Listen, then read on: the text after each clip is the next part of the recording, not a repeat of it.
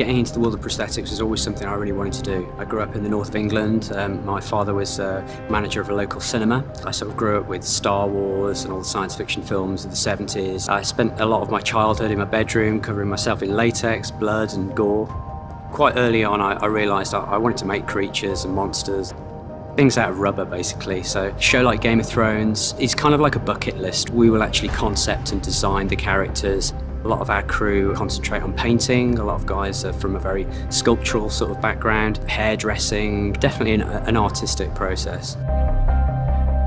Whatever the brief is for the character, we have to be practical about things. The artist is going to be able to wear this stuff day in, day out. It's not too heavy, they're going to be able to breathe. So to create a prosthetic makeup and apply it to an actor is very much a team effort. From your sculpting, your mold makers, your people who run silicons, people who put hair onto pieces. You could have a team of 10, 15, 20 people who could do the whole process from start to finish. And then you could have 2 to 5 people on the day actually gluing these pieces on. So it's definitely a team effort, and it's something I couldn't be responsible for myself.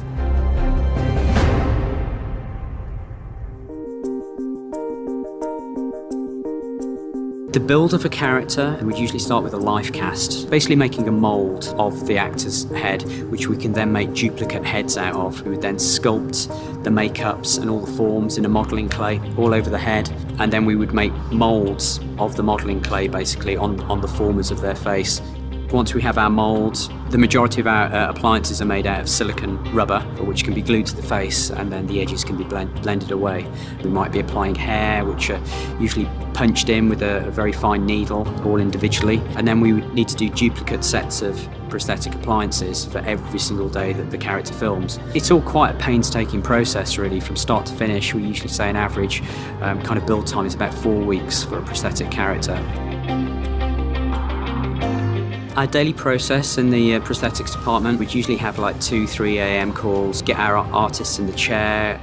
The process of gluing them into their prosthetics is usually about 2 to 3 hours, and the guys would then travel to hair. The moment we start with these guys to the moment they step onto set, it could be 5 or 6 hours. And then we would have a filming day of say about 8, 9, 10 hours, following the artists around all day, prodding them and maintaining the makeup.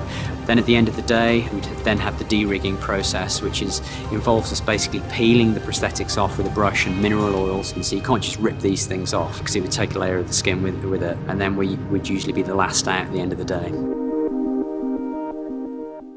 What makes Game of Thrones so special?